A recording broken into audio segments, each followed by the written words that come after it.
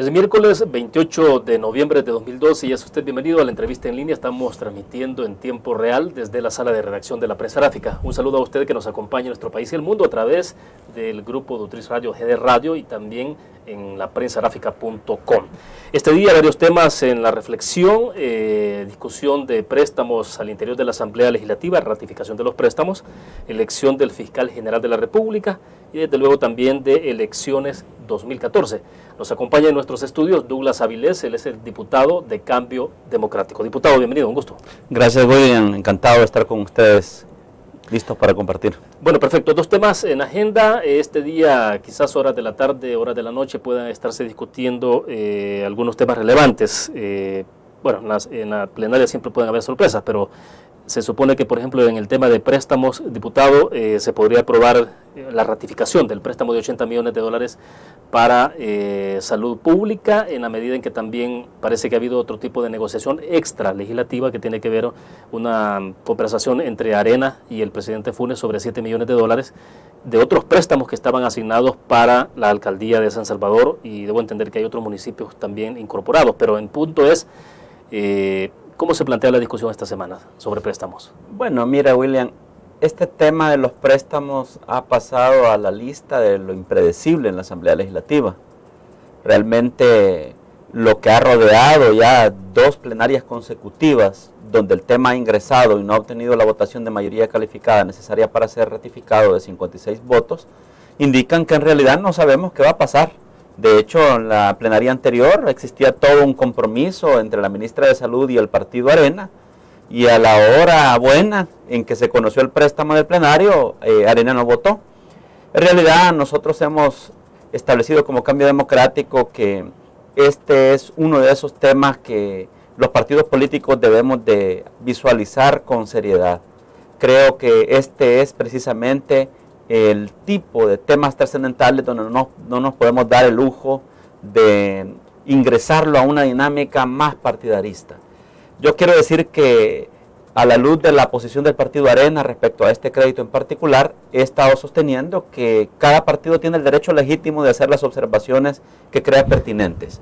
De hecho, uno no puede ser autómata y de forma directa dar por avalado algo sin conocer los detalles e inclusive, insisto, sin tener el derecho de hacer comentarios o observaciones. Desde ese punto de vista lo veíamos bien, pero una cosa es dimensionarlo de esa forma, pero otra cosa muy distinta es lo que hemos estado observando lastimosamente respecto al partido de Arena en este tema. ¿En qué sentido? Yo lo que sí siento es que cada semana han ido incluyendo una nueva petición. Una semana se aparece... Sí ha ocurrido eso, perdón, porque el FMLN un poco de las objeciones ha ido alrededor de eso. Dice Lorena Peña, nos decía en otra oportunidad, que hacía las observaciones que el partido Arena solicitaba y cuando ya estaban prácticamente aprobadas, volvían a las reuniones y ya entonces eran otras objeciones. ¿Ha ocurrido eso en realidad? Sí, en realidad sí, porque recuerda que hace más de un mes estaba por primera vez siendo conocido el dictamen favorable de este préstamo, contaba con las firmas necesarias, pero no con los votos necesarios. Entonces, por ejemplo, algunos desde entonces lo suscribimos porque estamos convencidos en que uno no tiene que ser piedra de tropiezo para el funcionamiento del aparato del Estado en materia económica y social sobre todo, que este es el caso. Y aún así, insisto, desde entonces el partido Arena, por ejemplo, señalaba el tema de computadoras, que era un gasto excesivo y que habría que generar una reorientación. Posteriormente hablaron ya de ingresar una serie de programas con los mismos fondos, por ejemplo, la compra de una bomba de cobalto para las personas que padecen cáncer, la necesidad de reorientar fondos, que eso me llamó poderosamente la atención y me extrañó, para capacitaciones de los promotores de salud, creo que es cerca de $1 millón, cuando estábamos hablando o cuestionando las capacitaciones, pero bueno, a mí me parece que entre más formada está la gente, excelente. Y otros cambios, pero digamos que eso inclusive, fíjate, nosotros como Cambio Democrático, yo se los he dicho a los diputados de Arena, no lo vemos mal, porque tiene a la base cosas buenas. Ahora, el asunto es cuando ya ingresan a la discusión algunos otros temas. Vaya, perdón, pero el tema entonces es que esas objeciones de alguna forma fueron superadas al interior de la comisión cuando se discutía. En realidad, a lo que llegamos, por ejemplo, a lo que llegamos en la sesión plenaria de la semana anterior, eso Digo, superadas en tanto el partido Arena había recibido las explicaciones. Sí, yo entiendo el tenor de tu pregunta, creo que es lo correcto. El asunto es que todos sabemos que esto fue abordado entre Arena y el gobierno en una reunión de otro tipo. Y si fuera de la extra asamblea legislativa. Sí, extra asamblea. Y esas reuniones ocurren. ¿Vean? Los funcionarios de gobierno suelen hablar con los partidos políticos. Exacto. Pero la comisión no lo ventiló. De hecho, eso es algo que nos ha incomodado mucho al resto de partidos políticos. Yo señalaba en la plenaria anterior que nosotros no podemos permanecer solo expectantes, ¿verdad? No podemos asumir una posición, aunque suene fuerte el término, timorata.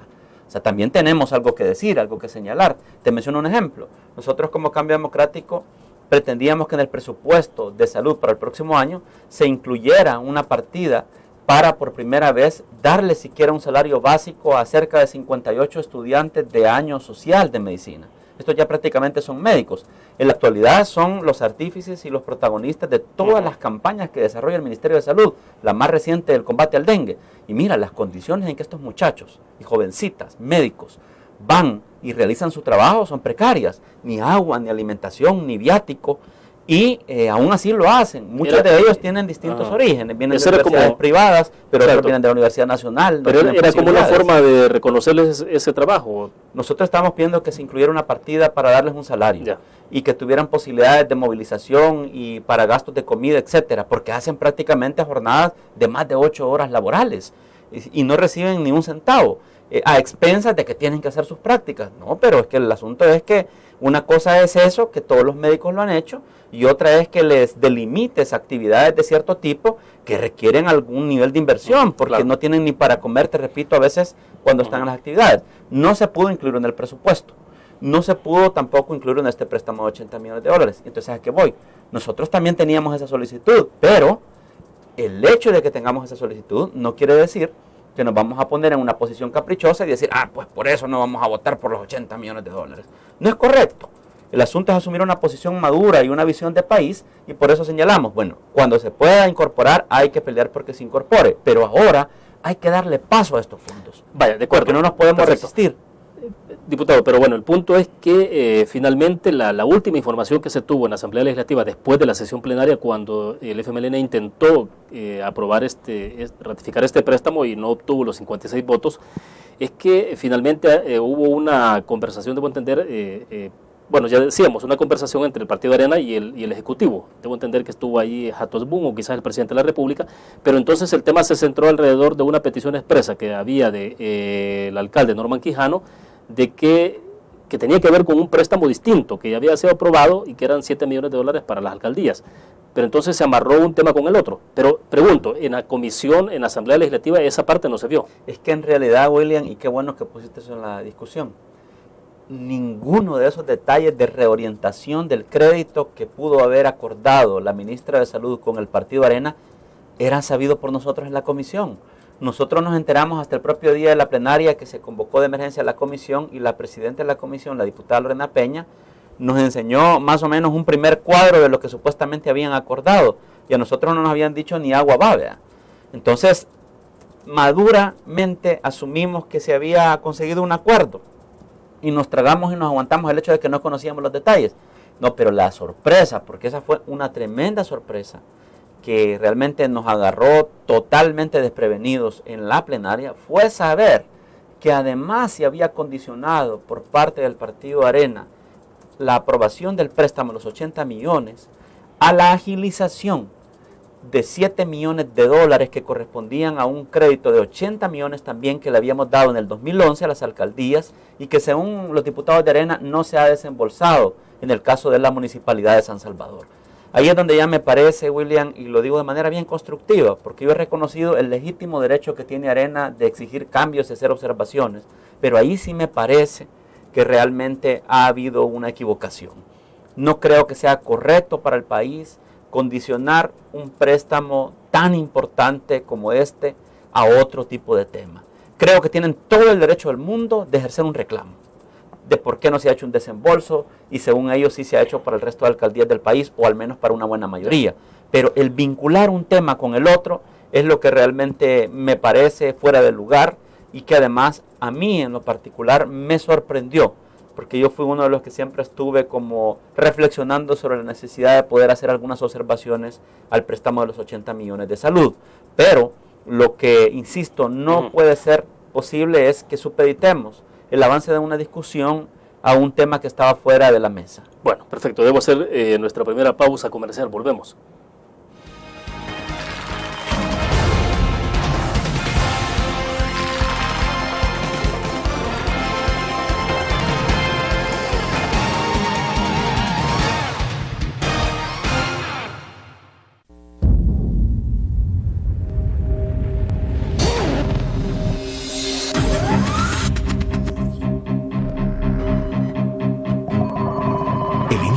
Estrategia financiera desde los negocios y la actividad económica hacia toda Centroamérica. El Economista Regional, una revista especializada donde encuentras el panorama empresarial y los principales movimientos financieros. El Economista, el modelo regional de información económica.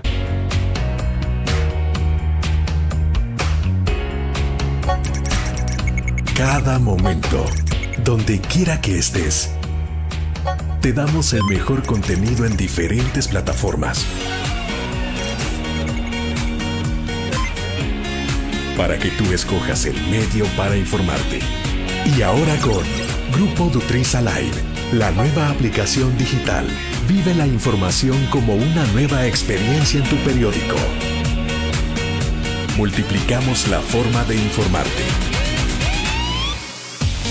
Grupo Dutriz.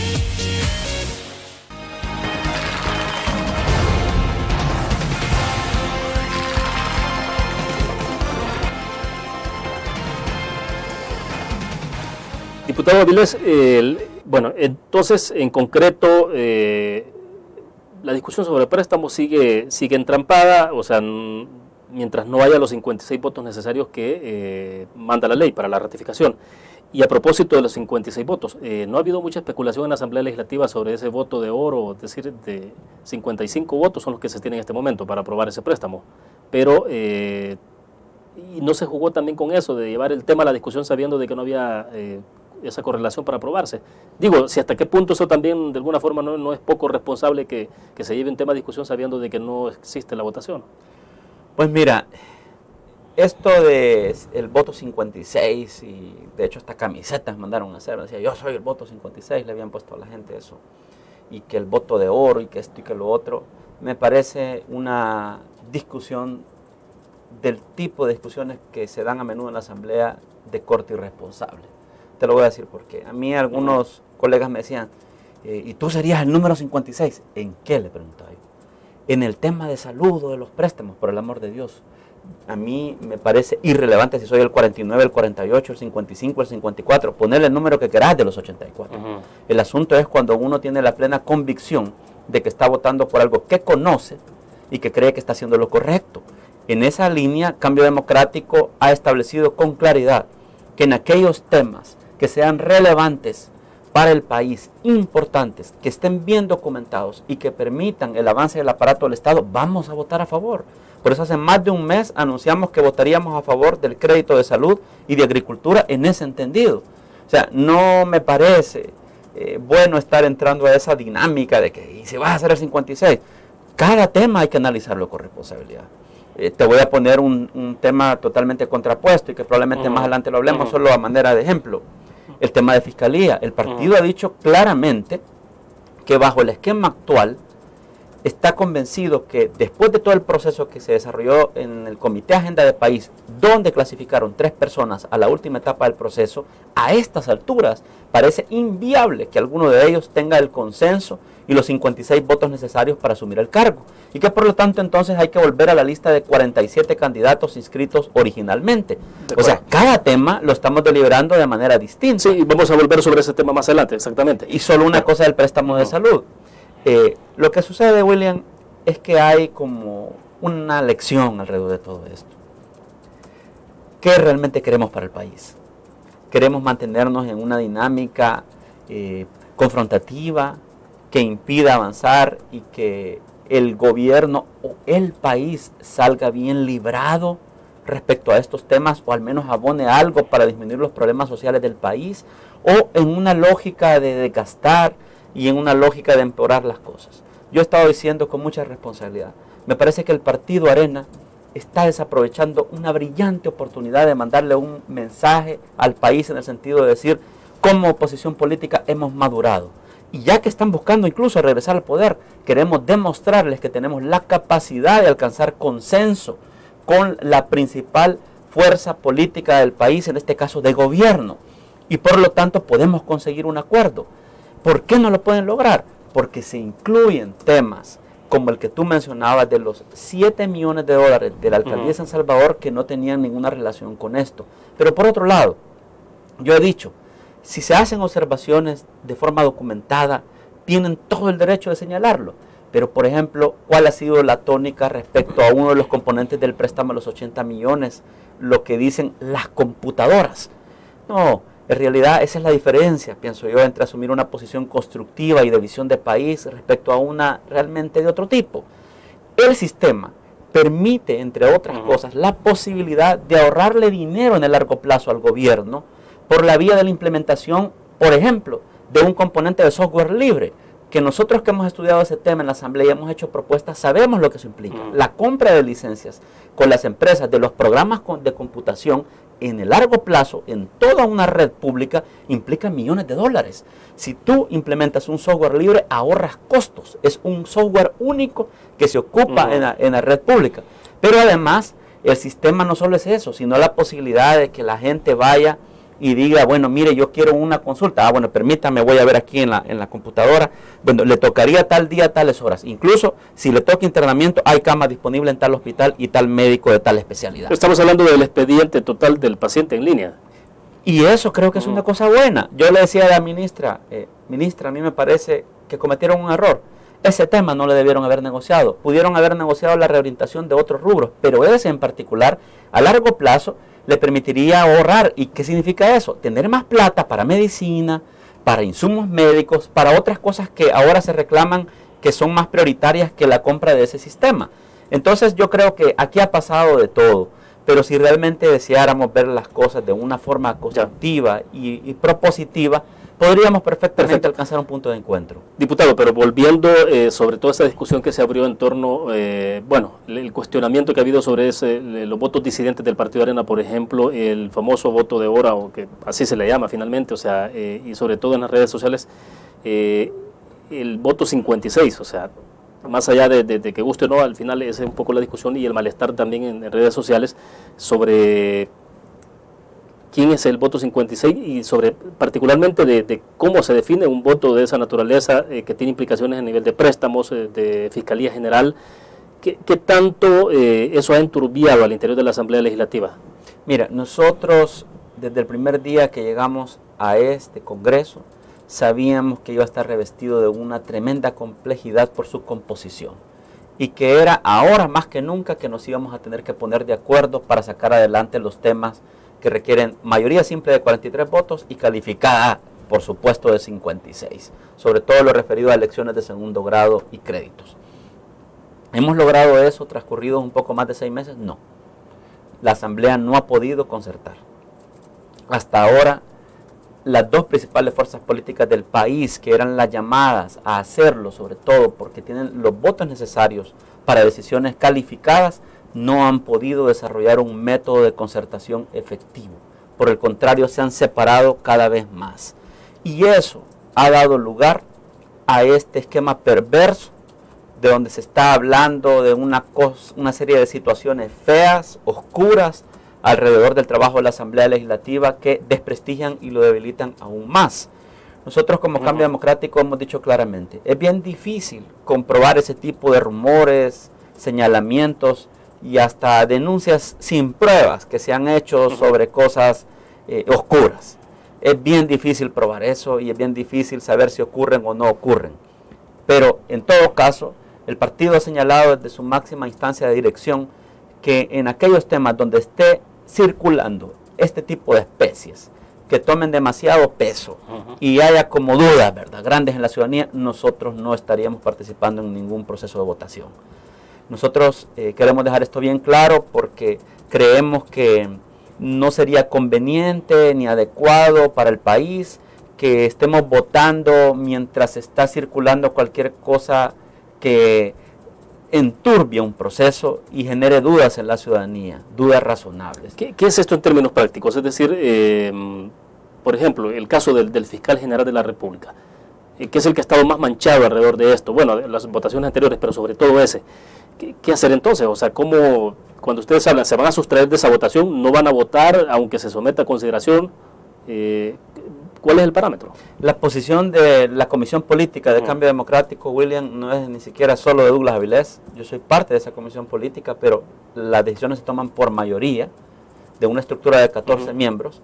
Es que en el caso del fiscal general ha corrido tanta agua debajo del puente donde se ha dicho casi cualquier cosa que creemos que no sería saludable votar en un esquema de ese tipo. Ya sea que porque es cierto o no, todo eso que se dice de la compraventa, que no nos consta, ¿verdad? Pero en todo caso la ciudadanía tiene dudas, se genera como desconfianza y si habrá algo oscuro por ahí. Entonces la Comisión Política dijo, en un esquema de esa naturaleza, inclusive por el respeto a estos profesionales que tienen credenciales, no sería conveniente que votemos en un esquema de ese tipo. O sea que si este día miércoles hay votación tal cual se ha planteado con los nombres que están, con los 3 nombres que están, ¿ustedes no estarían votando? No, en esas condiciones que te he señalado, no. Si alcanzamos un proceso de consenso donde nos sumemos todos, inclusive unánimemente alrededor de una opción, por supuesto que vamos a votar. De eso se trata, de que nos acerquemos y que todo luzca transparente ante la ciudadanía, pero no en medio de cosas que suelen ser o verse oscuras. Creo que eso sería un error político imperdonable para el partido, así lo ha concebido la Comisión Política, pero además un mal mensaje para la ciudadanía. Desde esa perspectiva, ¿cuál es la posición de nosotros? Bueno, volvamos a la vista de 47 y tratemos de hacer un esfuerzo por encontrar una nueva opción. ¿Las hay? Claro que las hay. Te voy a mencionar 2 ejemplos. Nosotros no tenemos preferidos, pero a manera de ejemplo. Está el licenciado Pedro Cruz, un brillante abogado que tiene experiencia en el área fiscal a pesar de su juventud, experiencia a nivel internacional. Está el abogado de Santa Ana, el juez Guevara, que tiene una amplia experiencia también en estos temas. Rosalío Toches, es decir, te podría seguir mencionando varios. A manera de ejemplo, nosotros no tenemos preferidos, pero podemos hacer un esfuerzo. ¿Por qué ya cerrarnos al tema de 3 en particular? Pero ahora sí quería añadir una cosa más. ¿Qué va a pasar entonces? Si no es posible que hagamos el último esfuerzo, volviendo a la lista de 47, y tener un acuerdo, y se convoque nuevamente al Comité Agenda de País, ¿nos vamos a pasar toda la vida en este tema o eternamente discutiendo? Allí es que tiene una gran responsabilidad Arena.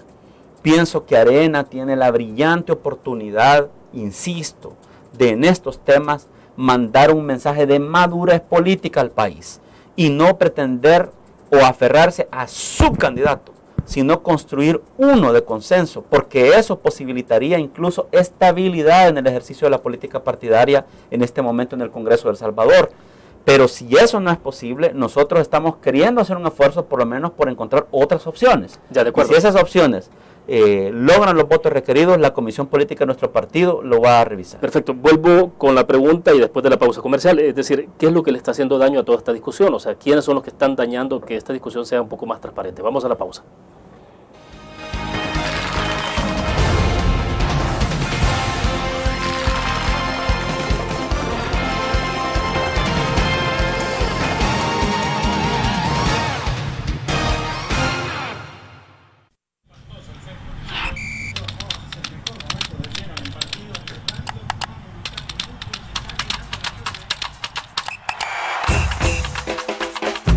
La emoción del deporte está en www.elgráfico.com.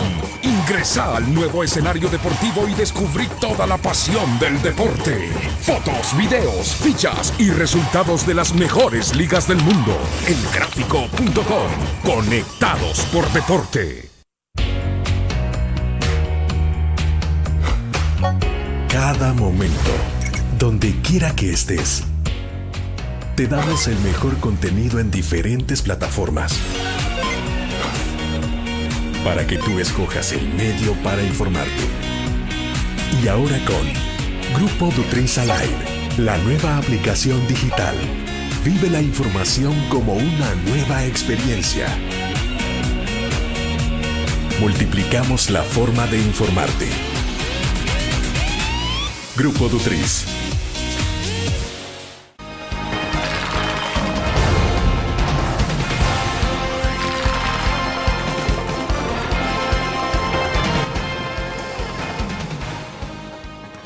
Diputado, le decía en el segmento pasado, pero entonces, ¿quién o quiénes están haciendo más daño a todo este proceso? Pues porque al final de cuentas, evidentemente que hay, uno lo asume desde fuera, hay un desgaste fuerte para la clase política en general.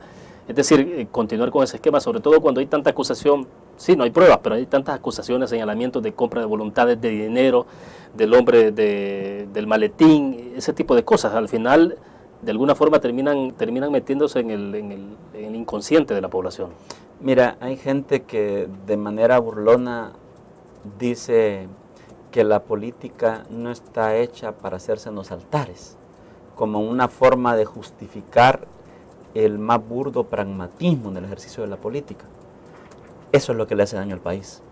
La imposibilidad de asumir posiciones serias, sensatas, y hacer eso que abunda en los discursos, ¿verdad? Poner de primero al país. Porque en realidad, si existiera un clima constructivo donde lo más relevante no es hacer ver mal al otro, sino que el país avance, los consensos serían algo fácil de lograr en este país. Miren Estados Unidos. Es cierto que cuesta, pero en más de una ocasión el Partido Demócrata y el Partido Republicano han demostrado cómo se pueden poner de acuerdo en grandes temas. Y mira la madurez con la que se separan a veces diputados de uno y otro bando sin mayor exaltación, porque allí sí realmente ocurre una discusión madura donde hay posibilidad de construir consensos. El asunto es que aquí no, aquí siempre existe una manía, sobre todo las dos principales fuerzas políticas, de hacer ver mal al otro, y a eso tú le debes de añadir un factor adicional que en un esquema electoral como el salvadoreño hace mucho daño, ¿verdad? Ya ingresó el tema de la próxima campaña presidencial, aunque digamos que no, y todo pasa por dañar los candidatos presidenciales de los partidos más grandes. Entonces, esos ingredientes, además de todo lo que he mencionado, terminan impidiendo acuerdos. Es decir, no hay realmente un convencimiento en la línea de que aquellos temas fundamentales para El Salvador deben ser aprobados en el Congreso, ciertamente con una discusión que es correcta, diciendo lo que no nos parece, pero después llegando a acuerdos. Pero cuando tú discutes, volvamos al mismo ejemplo, un préstamo de 80 millones, pones una serie de observaciones en la mesa, se te atienden las observaciones y se reprograman cerca de 10 millones de dólares que originalmente no estaban para esos destinos, pero son cosas buenas, vaya. Pero después le metes otro préstamo de 7 millones de dólares de otra cosa en un tema que no tiene nada que ver, ciertamente lo que vas a tener como resultado es lo que ocurre hoy, un verdadero enredo. Entonces por eso yo no estoy así como tan optimista, digamos, de que las cosas se destraben. Ojalá me equivoque. Ya, pero esa como que va a ser la tónica entonces en lo que viene de elecciones. Lamentablemente, William, yo quisiera ser optimista, siempre suelo serlo, pero en esta ocasión, en la lógica en que se están dando las cosas, yo más bien diría que vamos a la profundización de un clima desgastante y confrontativo en la Asamblea Legislativa, donde puede ser frecuente este tipo de entrampamientos y agudizarse. Ahora, es preferible eso a todo esto que rodea el trabajo de la Asamblea, que me parece todavía más grave de cómo se obtienen voluntades. Ambas cosas son perjudiciales. El asunto es cómo le ponemos paro. La manera de detenerlo para mí es que se entienda de una buena vez que si no discutimos una agenda de temas en común, donde nos pongamos de acuerdo y vamos a requerir del concurso de todas las fuerzas políticas, es difícil. Ahora, esto que yo te acabo de decir, yo creo que de alguna manera no es nuevo, se ha planteado en distintos momentos y por distintos actores de esos que hemos querido contribuir de forma constructiva. Y te repito, el problema es cuando ingresas al pragmatismo de la política, ¿verdad? Ahí se acaba cualquier posibilidad de ponerse de acuerdo en una agenda común de país. Y entonces es donde impera quién es más fuerte, ¿verdad? Quién logró sus propósitos, no importa el método. Entonces, estamos todavía, con eso termino la idea, años luz, William, años luz de un tipo de ejercicio de la política que vaya en una dirección totalmente distinta a esa a la que nos tienen acostumbrados los partidos en la Asamblea. ¿Y Cambio Democrático ha tratado de dignificar el papel del legislador, de la forma de hacer política en este país? Mira, no estamos en época de campaña y por eso me siento más cómodo al decirlo. Recuerda que nuestro eje de trabajo antes de ir a elecciones de Congreso era ética en la política. Y nosotros insistíamos mucho en que se puede desarrollar la ética en la política.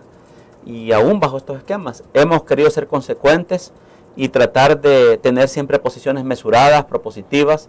Tú lo viste en el pasado conflicto de magistrados de la Corte Suprema de Justicia, como en Casa Presidencial hacíamos una y otra vez propuestas por tratar de acercar posiciones, porque para nosotros lo más relevante no es lograr que las personas que a nosotros nos parezcan más cercanas estén en los puestos, sino finalmente el que tenga de alguna manera el mayor perfil de idoneidad.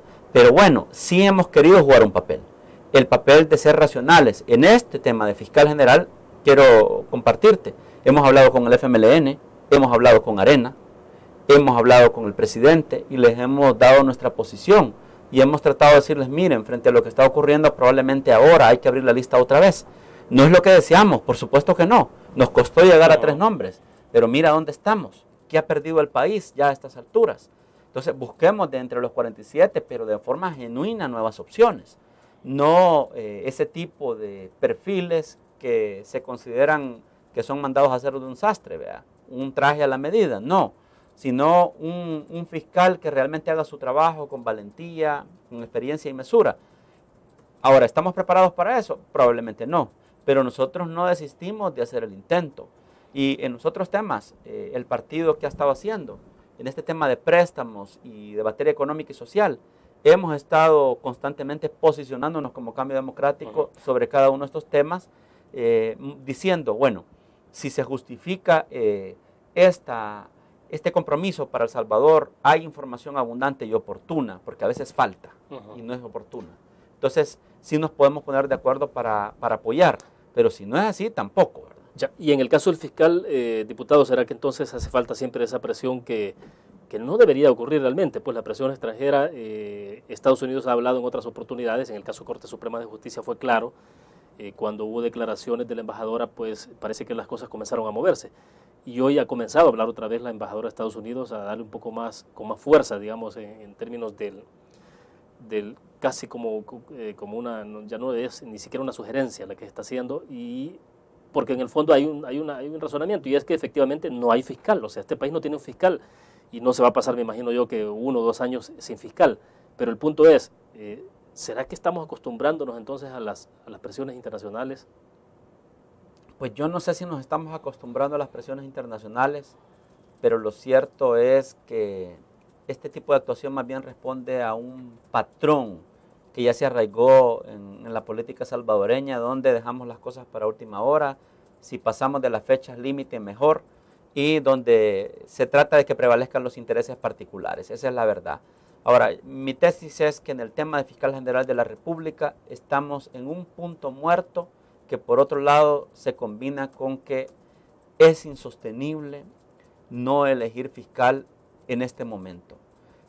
Hay un fiscal adjunto que inclusive debió ir a enfrentar una situación personal y por lo tanto el auditor debió asumir. ¿Quién más deberá asumir? O sea, ¿cuál es la facultad que le otorga la ley?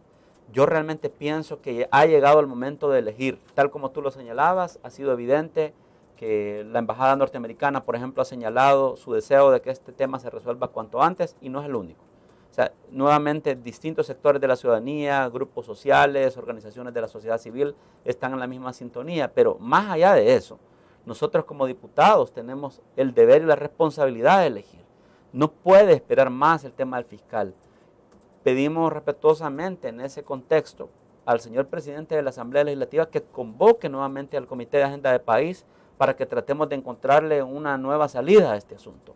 Él ha hecho lo correcto en la primera etapa del proceso y creemos que puede volver a hacerlo, porque está claro que bajo un esquema en el que hemos estado resulta poco viable que este tema se destrabe. Perfecto.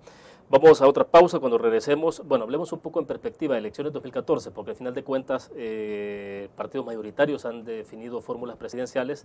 Bueno, el Partido Arena todavía le falta completarla, pero el FMLN lo hizo, para saber entonces qué está pasando con Cambio Democrático. Vamos a la pausa.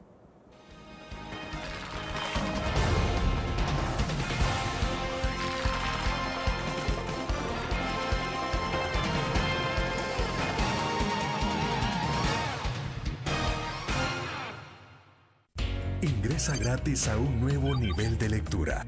Desde tu computadora, busca en nuestra página web el link del kiosco LPG. Regístrate y listo. Escoge tu lectura.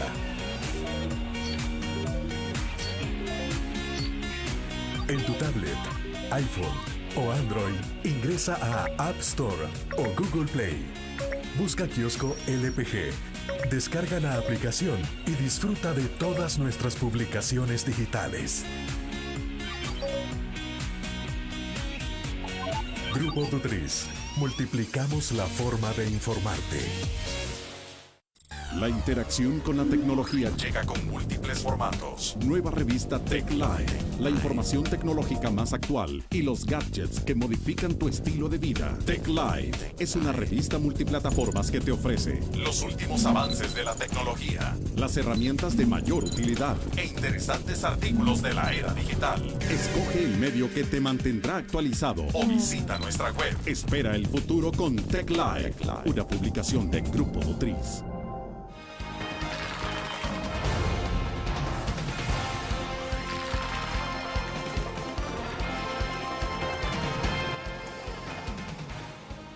El 2 de febrero de 2014 habrá elección presidencial en nuestro país. Diputado, decíamos, el partido Arena tiene candidato a la presidencia, le falta completar fórmula a la vicepresidencia, pero entiendo que eso será enero o febrero del otro año. El partido FMLN sí ya está definido con su fórmula presidencial. Bueno, parece que cada quien está trabajando alrededor de posibilidades. Cambio democrático, ¿cómo se está planteando? Por ejemplo, en el caso de Ghana, ellos insisten mucho en llevar una figura como es la de Tony Saca, Elías Antonio Saca, el expresidente de la República, y a la par de eso, alrededor de eso, articular un grupo de fuerza, que sería la posibilidad de que sea con CN o el PES. Pero Cambio Democrático, ¿qué está pasando? Mira, Cambio Democrático está teniendo una discusión seria sobre este tema desde hace varios meses. Hemos estado construyendo un plan de trabajo junto con una estrategia electoral que nos permita definir dos elementos de nivel estratégico. Uno de ellos es una propuesta de programa de gobierno para el próximo quinquenio y la otra es la definición del liderazgo que va a empujar esta propuesta. Y en ese esquema hemos llegado a un punto donde definimos 6 nombres de probables candidatos a la presidencia de la República, porque la decisión de Cambio Democrático es llevar una candidatura propia. Una candidatura propia no significa un militante de Cambio Democrático, sino una candidatura que corra bajo la bandera de Cambio Democrático en la próxima elección presidencial. ¿Por qué hemos decidido eso? Porque consideramos que en este momento ninguna de las dos alternativas que al menos ya saltaron al ruedo, en nuestra opinión, logra la mayoría necesaria para gobernar el país 5 años más. Creemos que en estas candidaturas, y lo digo de la manera más constructiva, no entusiasman, todavía no logran convencer a un importante nicho del electorado indeciso, que finalmente tú sabes es el que se va a competir para definir una presidencia, y por el contrario, en las primeras de Cambio al menos han mostrado muchas debilidades. Siento que una serie de vacíos que dejan estas propuestas que brindan una brillante oportunidad. La oportunidad de mostrar una candidatura fresca y diferente, afincada sobre una alianza. Nosotros estamos construyendo una alianza social que le dé fuerza a esta candidatura, porque muy seguramente nuestro territorio, nuestra organización territorial, todavía no tiene la consistencia ni la fuerza necesaria para competir con 2 maquinarias de la talla de Arena y el FMLN. Pero yo te puedo asegurar que sobre una base social importante, organizada en los 14 departamentos del país, que sabemos que la hay, perfectamente podemos unir esfuerzos y potenciar una candidatura. Hemos entrevistado ya al menos 4 precandidatos de esos 6 que menciono. Debo decir que en ese núcleo te sorprenderías.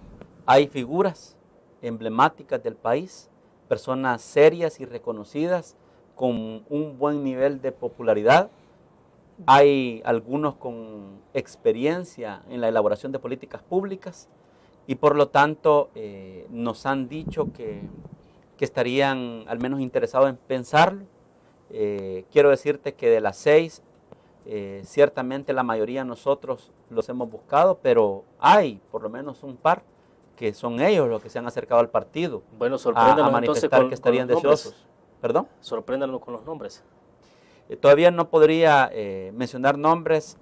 Estamos en una parte del proceso que es crucial, dado que nosotros creemos que esto tendría que estar definido a más tardar en la segunda semana de enero, porque son los tiempos electorales más lógicos, donde ya se va volviendo necesario tener candidatos, sobre todo en un país que comienza muchísimo antes la carrera presidencial. La buena noticia finalmente es que, te reitero, al menos 2 de estos 6, que son personas respetables y honorables, se han acercado al partido, expresando su deseo de competir bajo una amplia alianza y con cambio democrático. Y lo que le señalan al partido como principal plus de cara a una campaña electoral es su prestigio, su credibilidad y su coherencia a la hora de actuar frente a los hechos políticos que se desarrollan en El Salvador. Y entonces eso lo que nos indica es que tenemos algún capital político. De hecho, mira, yo sé que algunos de manera destructiva dirán, bueno, pero ¿qué posibilidades tiene un partido tan pequeño como Cambio Democrático? Yo no sé si tú has visto algunas encuestas. Es extraño, nosotros no hemos mostrado ninguna candidatura ni nada por el estilo y aparecemos en las encuestas, incluso arriba de otros partidos políticos. Bueno, hubo una que dio 2 puntos, ¿no? Sobre los otros que tenían 1 punto cada uno. Que esa, por ejemplo, ¿verdad? Pero tenemos información de otras encuestas que no necesariamente son públicas, ni las de los periódicos, por ejemplo, pero que se desarrollan por parte de incluso los mismos partidos políticos y aparece un nicho de electorado para Cambio Democrático interesante. Y imagínate combinar eso con una alianza que tenga una base social organizativa interesante y un candidato o candidata que tenga popularidad y prestigio, ya. Mira, puede ser interesante. Diputado, pero eso es en perspectiva, no lo están colocando en perspectiva en la posibilidad de que se abra una segunda vuelta electoral y ahí un voto hace la diferencia o incide, pues, o sea, nadie va a menospreciar un voto en una segunda vuelta. ¿No están pensando en ese escenario? Digo, porque de inmediato, si uno ve las encuestas, desde luego uno está observando que la elección presidencial se define entre los dos, Arena y FMLN. Mira, uno no puede descartar ningún escenario, ¿verdad? Yo creo que esto es así, hay que ir midiendo cada momento, cada etapa, pero en las primeras de cambio nosotros estamos entusiasmados con llevar una candidatura propia que realmente tenga posibilidades. Y es que mira, William, en el centro político o el llamado núcleo de indecisos, yo te puedo asegurar que no hay una decisión. Todavía no hay una identificación con ninguna de las 2 candidaturas que conocemos. Para mí, el próximo presidente de la República se va a definir en lo que llamamos el centro político o los llamados indecisos. Ahí se va a definir la próxima presidencia. Y yo creo que por ahora ninguno de los 2 candidatos lo tiene. La ventaja de ellos, ciertamente, lo vuelvo a ratificar, son 2 cosas: recursos y maquinaria organizativa electoral. Eso es indiscutible en una campaña que puede ser sumamente cara. Pero para ganar la presidencia en el próximo quinquenio, desde mi punto de vista, se va a necesitar algo más que dinero y organización. Se va a necesitar una candidatura o una fórmula presidencial que realmente convenza a un segmento de indecisos que, a mi manera de ver, reitero, son los que van a decidir la próxima elección presidencial. Es el nicho de los indecisos, o sea, ahí está, esa es la clave.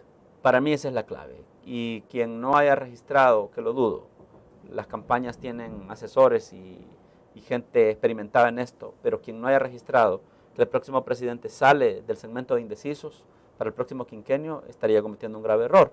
Y por eso creo que hay una franja todavía interesante donde perfectamente se puede competir.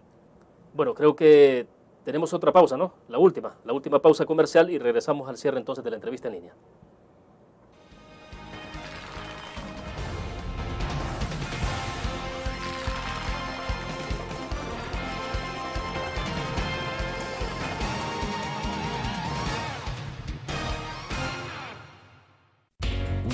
Forma de vivir la información. GDA Live de Grupo Dutriz.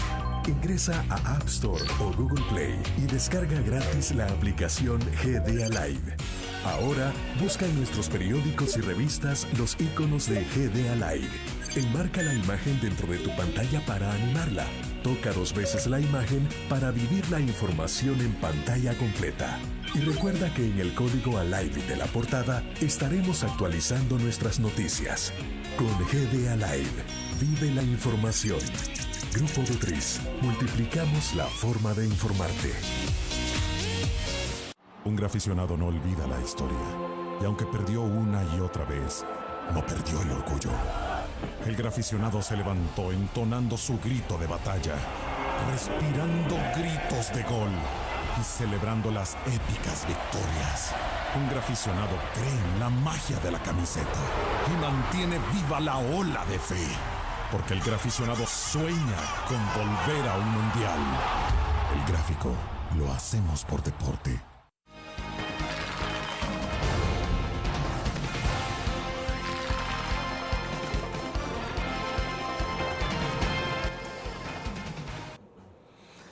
Diputado, me decía, bueno, ustedes tienen definido entonces, van con su propia fórmula presidencial, todavía no tienen los nombres, aunque hay 4 o 6 personas ahí que podrían, de donde puede surgir esa fórmula, pero bueno, el tema es los indecisos. Si se definen indecisos, ¿cómo se le llega a estos indecisos?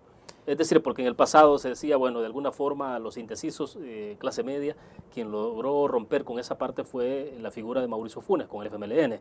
Y de acuerdo al ver un poco la participación ya estadística, bueno, parece que sí hubo un poco de decantación por esa fórmula, en tanto el FMLN llevaba a alguien de fuera, pero hoy ambos partidos llevan candidatos de dentro, o sea, de alguna forma cerrando filas.